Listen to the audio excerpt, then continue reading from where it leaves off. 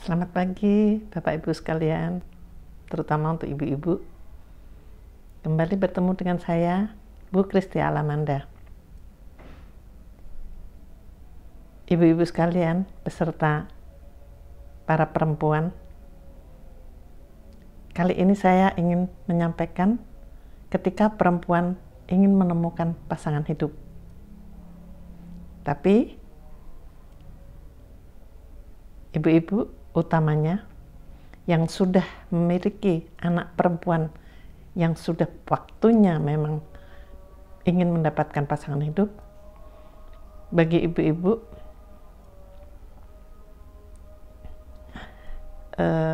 supaya tidak terpaku dengan batasan-batasan yang pernah orang masa lalu, orang zaman dulu, zaman saya, yang kadang-kadang memberikan batasan yang terlampau apa ya, kadang tidak masuk akal, yaitu kalau cari pasangan gitu ya, cari pasangan itu yang dilihat bobotnya, zaman dulu begitu,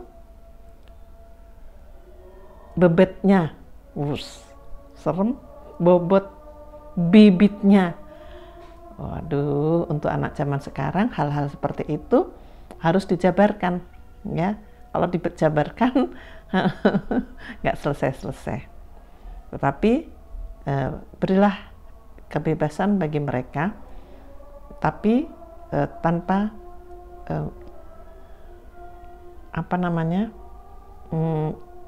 tanpa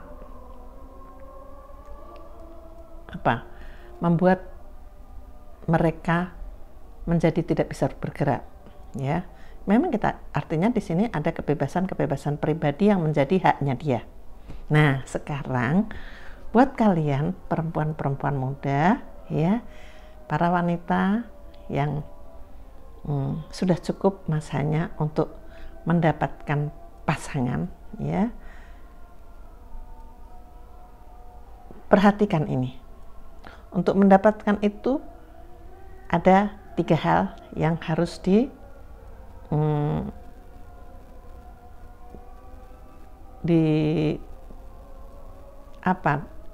dijalankan, ya, supaya kalian tidak kehilangan arah untuk dirinya sendiri mendapatkan pasangan itu, ya. Pertama, kenali dulu dirimu sendiri, wahai para perempuan-perempuan muda, untuk mendapatkan pasangan, ya. Pertama, kenali dirimu sendiri. Jangan pengen pasangan yang ini, tapi kamu tidak tahu dirimu siapa, kamu itu siapa, dan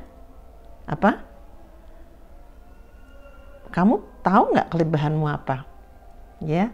Jangan sampai kamu mengabaikan dirimu sendiri, tapi juga tahu kekuranganmu sendiri, ya.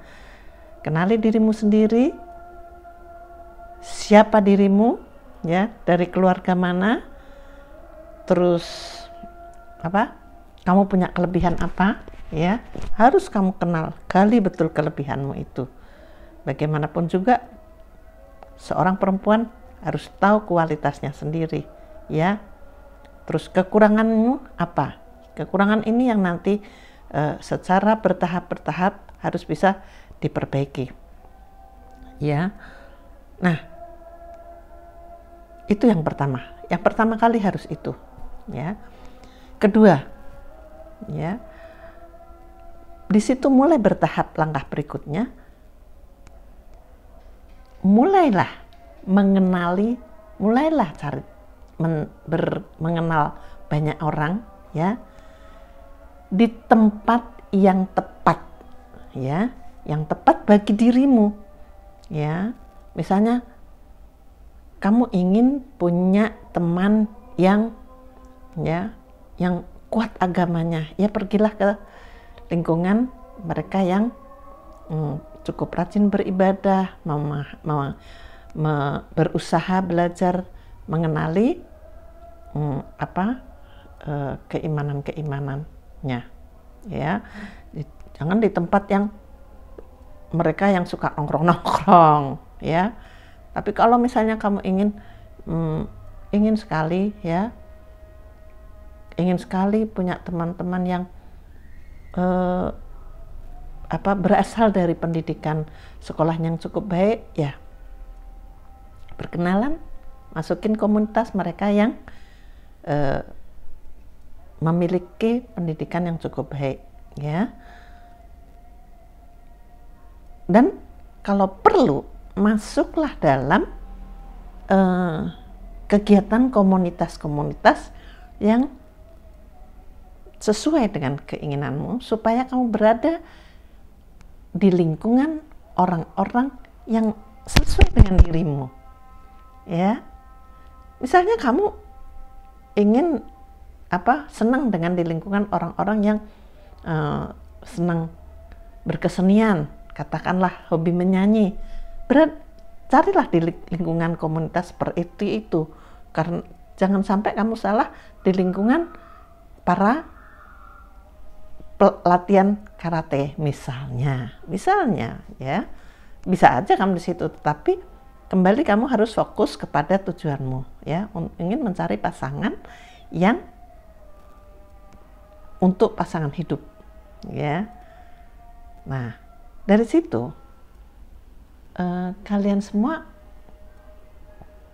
mulailah berinteraksi dengan orang-orang seperti itu, berkenalan dengan berbagai orang yang berada di tempat yang sesuai dengan, ya, di tempat yang tepat, dan kalian mengikuti kegiatan komunitas yang tepat dengan dirimu juga, ya. Jadi tidak mungkin kalian berdiam diri di rumah asik dengan pekerjaan sendiri, ya, tapi mengharapkan pasangan, ya, itu, ya, kita nggak bisa mengatakan nggak mungkin, tetapi ikhtiar perlu kita lakukan seperti itu tadi. Setelah kita berada di situ, mulailah baru membuat satu kriteria yang lebih spesifik lagi, ya. Spesifik lagi, misalnya mengenal dengan seseorang, ya. Untuk mengenal orang tuh harus punya, misalnya karena kita perempuan, ya, kita mencari calon pasangan nanti yang kira-kira sudah mapan, ya, atau yang pendidikan formalnya S2 atau S1 misalnya, ya. Dia pendidikan bagi Anda penting, formal gitu. Yang punya penghasilan yang bisa diharapkan nantinya, ya. Memang kita bisa berproduksi sendiri, misalnya punya penghasilan sendiri, tetapi calon pasangan tentu kita ingin pasangan yang bisa kita harapkan nantinya. Terus misalnya juga kita menentukan sifatnya yang seperti apa, ya, karakter orang itu yang kita merasakan kira-kira cocok dengan kita, ya, di tempat komunitas itu tadi, ya. Di tempat komunitas itu tadi kita bisa menentukan, mencari orang-orang yang kita inginkan. Tapi kadang-kadang kita sudah membuat ini itu nggak ketemu juga, ya. Bagaimanapun juga kriteria-kriteria itu seharusnya lebih fleksibel, tetapi tidak mengurangi apa yang kita harapkan, ya. Lalu kita menentukan kriteria yang paling cocok dengan kita.